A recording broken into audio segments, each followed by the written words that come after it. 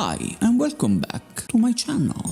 So today we are reacting to a video called Pop Uncovers Killer Mom in Shocking Traffic Stop by Midwest Crimes channel. If you wanna subscribe, comment, like, you know what to do. And without further ado, let's watch and react. Blood all over the car. What looks like blood in there. It's not blood, it's deer meat. Shotgun shells all over the side. Holy.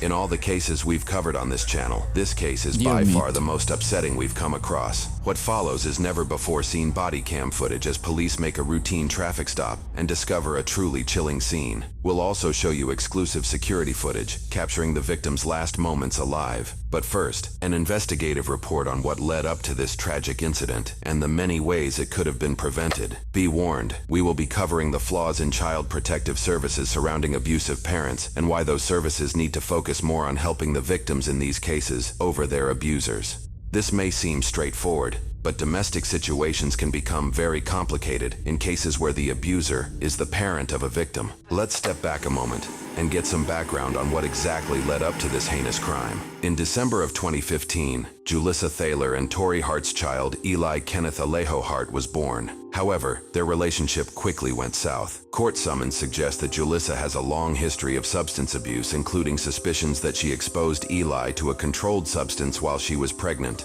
The next line in the summons mentions Eli's genetic disorder, Townes-Brock syndrome. This is the thing I hate the most. So you wanna do drugs? It's fine. Do you wanna have baby? Cut the crap out. I don't care. I don't care. It cannot be more important than your child. I'm mad already. Which left baby Eli with hearing loss and cleft feet. At this time, Julissa filed police complaints against Tori. She later admitted to the complaints being false, and that because of her mental health issues, she constantly accuses Hart of things that he doesn't do. After years of custody battles and allegations of abuse, Julissa and Tori undergo court-ordered evaluations. For years, Julissa gains custody of Eli, but struggles with homelessness. In October 2020, Dakota County Social Services find Eli at Julissa's decrepit home. Naked and without hearing aids, the social worker on scene could not locate shoes or clothes for Eli outside of a single set of pajamas. DCSS found a flooded upper floor bathroom, eggs broken and smeared throughout the main level, and food in various stages of decay around the main floor. This is America. This happens in America, the richest country in the world. What is going on? Where's the family? Where's the mother? Where's the father? The sister? A brother? Where's the people? Where's the family? Julissa is hospitalized for mental health issues, but Eli is returned to her care afterward. Around 3 months later, Child Protective Services again took Eli and placed Julissa into custody on a mental health and welfare hold. Julissa was presenting signs of psychosis and claims that she was hearing voices related to self-harm, among other paranoid delusions. This time, Eli was found with matted hair, cuts on his arms, and without his hearing aids. According to a court summons, Dakota County Judge Timothy Wormiger found it contrary to the welfare of Eli to permit him to remain in Julissa's care because Thank God. Thank God. these 8 reasons, which includes Eli's risk of harm, his lack of food, clothing, shelter, and education, along with Julissa's criminal history and psychosis. Over the next few years, Julissa again and again proves she's not fit to be a parent. Throughout, Tori continuously signals to officials his concerns, which continue to go unheard. Here are just a few things Julissa has done, according to a court summons and numerous reports. Julissa told a story of dropping Eli's sippy cup off the side of a cliff in Colorado when he was younger. Her solution? She tied a rope to herself and climbed down to get it, leaving Eli unattended, open to the possibility of him falling off the cliff to his death. During visitation, Julissa berated Eli for the problems in her life and relationship, blaming him for the rotten food in her home, even after rotten food continued to exist in her household after Eli was taken into foster care. Julissa told a social worker she can't eat or sleep and that she was living off Mountain Dew and cigarettes. The voice is saying things with a rhythm that is kicking me in the face. This is not normal. This is not normal. How can you be like this? How can you act like this? You have a child and you keep on doing what you shouldn't do, making bad decisions, putting his life at risk. Everything you do is wrong, girl. Everything you do is wrong. Like, you should choose your struggles. You cannot struggle at everything. You're struggling at everything. It's too much. Too much. After Julissa's visitations, Eli would have bathroom accidents, which was not typical for him. Julissa showed Eli disturbing videos she took of cat feces, along with images of naked women. Julissa gifted Eli a smart watch and would call and text him during Tori's visitation time. In the time Julissa needed to better herself for the court to gain custody of Eli, she had the police called on her over 20 times in a 10-month span. Julissa set up a noise machine in her home because she believed neighbors were spying on her. Julissa submitted numerous false police reports of Tori, claiming he was stalking her and was on methamphetamines. Both these accusations and more were disproven. During DCSS visits to her home, Julissa was found to be raising ducks in her living space, despite her attempts to hide them during inspections. What? Why?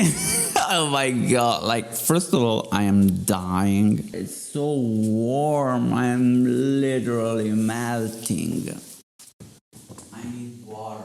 Too much. Baby. The ducks? You cannot take care of a baby. One baby. And now you want ducks? Plural? Separate landlords kicked her out for causing problems. Julissa reportedly drove erratically when dropping Eli off at school, speeding on multiple occasions, and supposedly left tire marks on school grounds. While at school, Eli told teachers he didn't sleep the night before when he was with Julissa. His behavior also reportedly dropped dramatically at school when he was under her care.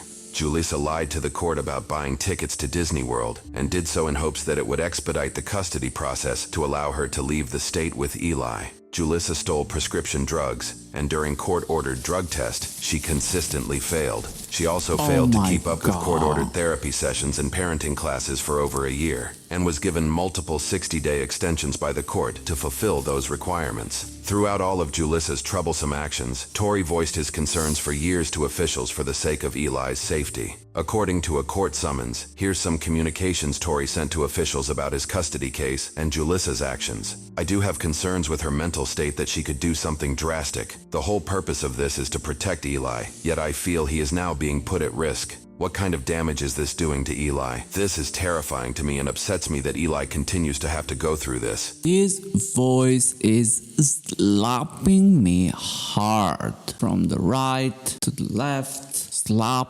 after slap is going and saying things. This is crazy. Is this okay? How will Dakota County monitor Eli's safety and well-being now? Eli is in danger every day he is with her. My son is not safe with her. Who is protecting Eli? Even Eli's caregiver addressed concerns to officials saying, I feel so bad for Eli. I feel he will be injured or worse being back with his mom.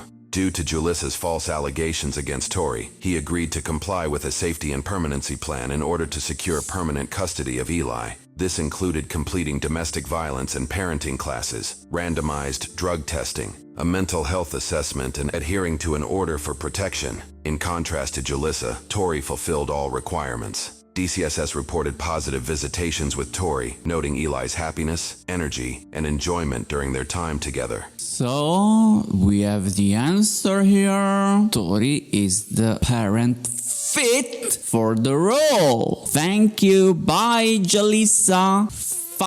Julissa. Leave. We don't need you. You keep on raising ducks. Do that. According to a court summons, DCSS reports can be quoted that, during these visits with Mr. Hart, Eli is noticeably smiling, talkative, energetic, and he seems to enjoy them. Despite the countless negative reports on Julissa and the positivity and capability of parenting shown by Tori, the court system continually pushed for reunification of the child with their mother over the father. This is crazy. This is a problem here. It doesn't matter if society thinks that the child needs the mother. When you have a mother like that, Fast forward to March That's 2022. crazy. Tory filed for custody of Eli in Hennepin County Court, possibly to change the jurisdiction due to concerns about the current court's handling of the case. However, Hennepin Court said they couldn't grant custody due to the ongoing case in Dakota County and could only move forward if the Chips case were to be dismissed. Within days, the court moved to dismiss the Chips file. Unbelievably, on May 4, 2022, the same defendant who filed all those negative reports against Julissa pushed to remove Eli from court supervision and into reunification with Julissa. Reports made on a later date cited the defendant had no immediate concern for Eli's physical well-being at the time. Oh my god! These people need to go to jail. They need to go to jail. At this point, Eli had been in foster care for 466 days. That's Despite the crazy. recorded evidence that Julissa was not fit to parent Eli, Dakota County Judge Tim Wormiger removed Eli from the county's protection on May 10, 2022. Court summons show that a Dakota County social worker and one of Eli's court-appointed guardians both recommended that Julissa be reunified with her son. Adding more devastation to this case, a hearing was set for the very next day on May 11th, as an opportunity for Tory to raise immediate concerns to prevent the reunification. Unfortunately, the hearing was canceled, robbing Tory of this valuable opportunity. 6 days later, on May 17th, receipts show Julissa would purchase a shotgun with what was likely dozens of rounds, along with a revolver. The receipt even thanks her by name for the purchase. Just 3 Wait a second. Wait a second here. She bought a shotgun? With that criminal record? Wow. You're fucked. America is fucked. You're done, baby. You are done. days later, on May 20th, 2022, Julissa would be found driving a vehicle that was missing a tire and had its back window smashed open. Officers would soon pull her over. They sold a gun to this lady.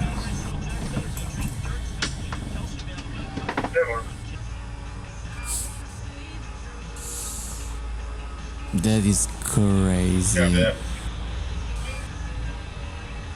After a few minutes, 2 officers approach her vehicle from either side. According to police reports, the officers noticed the car is smashed. What the is going on here? shotgun shells, blood in the vehicle, and on Julissa herself, and what appeared to be gunshot holes in the back of the car seat. Julissa herself seems overly calm about the whole situation. According to police reports, she claimed the blood on her came from removing a tampon. Other suspicious claims were also made by Julissa, as seen from the Wait. I've never heard something like this. Never. And I swear, I have lived and I've been with people that are not very clean, not very much clean. And I've never seen their period blood on their faces. Just saying.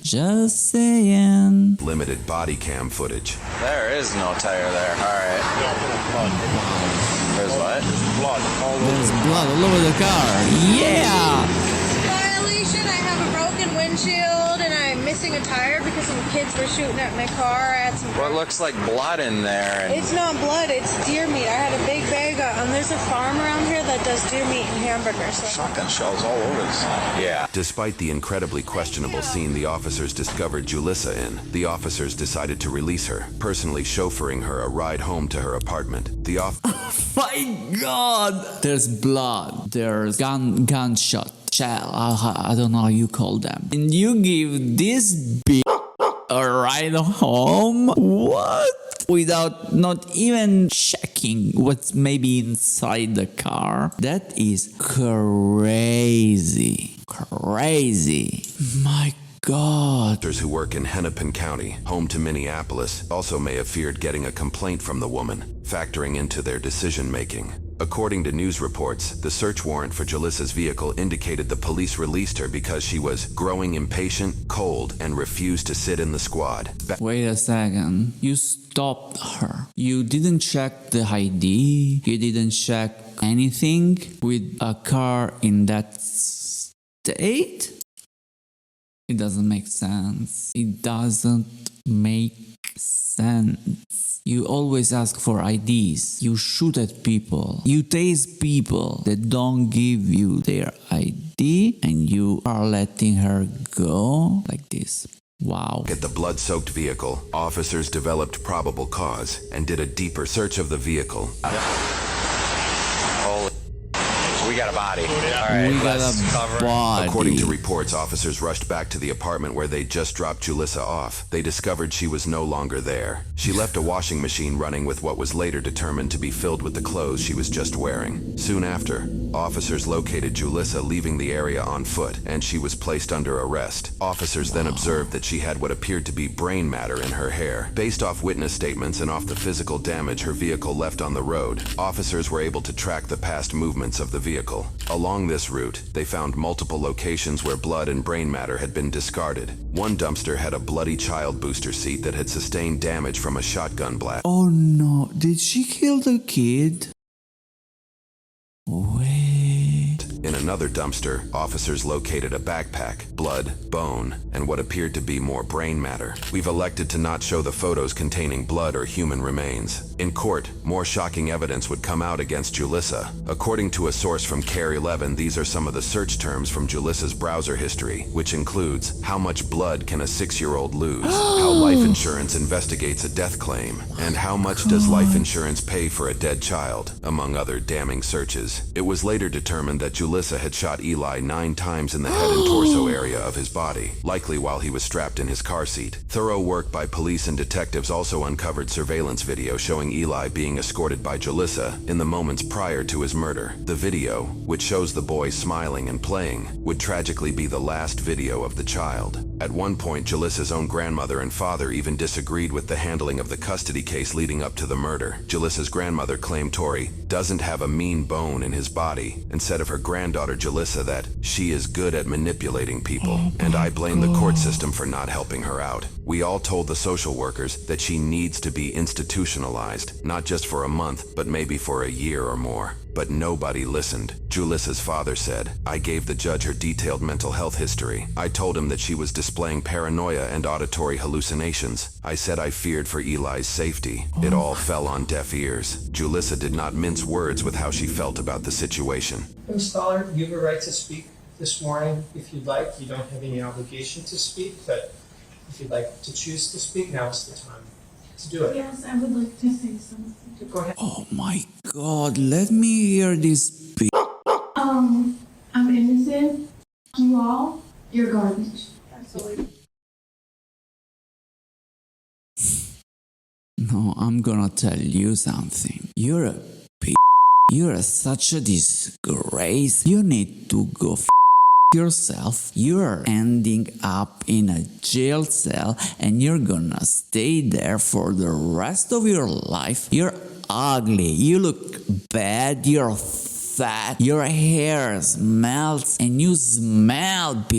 You're a You're such a disgrace. You're ugly. You're fat. You stink. Your breath stink. Your is swollen and big, and nobody wants to you, baby. No one wants to you because you're ugly. That's it. Clearly, Julissa's lawyer isn't too happy about her choice of words. Ms. Stoller, I don't know that that's appropriate here. Sorry, I told you what somebody else.